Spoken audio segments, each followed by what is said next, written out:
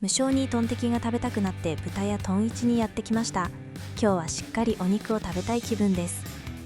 トンテキ定食を注文しました。注文してから料理が出来上がるまでの時間もこのお店はなかなか楽しいです。自動ご飯よそ行き、ご飯が機械から出てくるのが楽しくて見とれてしまいました。初めて見たのでちょっとしたアトラクションのような感じでした。カウンターの向こうではお店の人が手際よく調理している様子も見えます。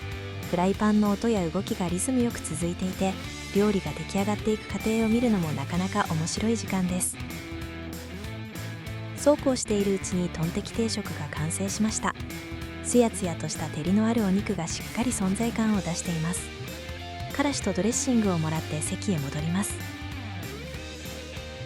この照り、この脂ののり、まさにこういう見た目のトンテキが食べたかったんです。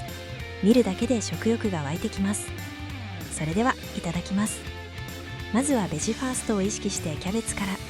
たっぷりキャベツが添えられているので野菜不足にならなさそうでありがたいです。ドレッシングをかけてしまいましたが、キャベツにはトンテキのタレも染みているのでドレッシングがなくても十分美味しいです。続いてお味噌汁を一口。温かいお味噌汁を飲むと体の力がふっと抜ける感じがあります。味噌の優しい香りと出汁のうまみが口の中に広がって、食事の始まりにちょうどいい落ち着いた味です。こういう一杯があると定食を食べている実感が湧いてきます。本当はもうお肉を食べたい気持ちでいっぱいです。でも今日はベジファーストと決めています。流行る気持ちを抑えてとにかくキャベツを食べ進めます。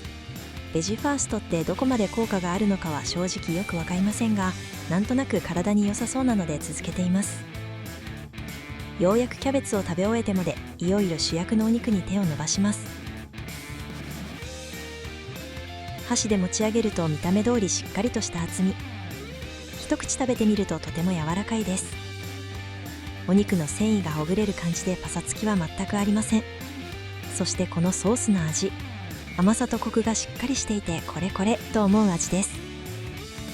トンテキを食べたい時に頭に浮かぶあの味そのままです。ここでご飯を一口。やっぱりお肉とご飯の相性は間違いないです。タレの染みたお肉を食べて、その後にご飯。この組み合わせが続くと箸が止まらなくなります。しかもご飯自体も美味しいです。このお肉の量に対してご飯の量が少なく感じるくらいで、もう少し欲しくなってきます。ここでからしもつけてみます。思っていたよりもかなり刺激が強いです。さっぱりするよりしっかり鼻にくるタイプの辛さです。張り切ってたくさんもらったのはちょっと失敗かもしれません。お肉を食べ進めていると、お肉の下からキャベツを発見しました。せっかくなので一緒に食べてみます。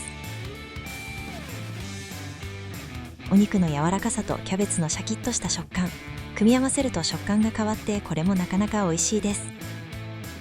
キャベツを少し残しておいてお肉と一緒に食べればよかったかもしれません。次に来た時はそうしてみようと思います。添えられたニンニクもいただきます。生のニンニクはお腹を壊すので食べられませんが、火が通っているものなら大丈夫なはずです。こんなに食べたら匂いが気になるかもしれません。でも今日はこの後誰にも会わない予定なので問題ないはずです。お店の看板ではこの定食は1290円と書いてありましたが、レシートを見るとなぜか1000円になっています。調べてみるとイオンモールのイベント中で安くなっているそうです。思い立ったが吉日で食べに来てよかった。こういうタイミングに当たるとちょっと得した気分になります。美味しくてスマホを触る暇もありません。本当はゆっくり味わった方がいいとは思うのですが、箸を動かす手が止まりません。これで今日のトンテキも食べ納めです。あっという間に完食しました。ごちそうさまでした。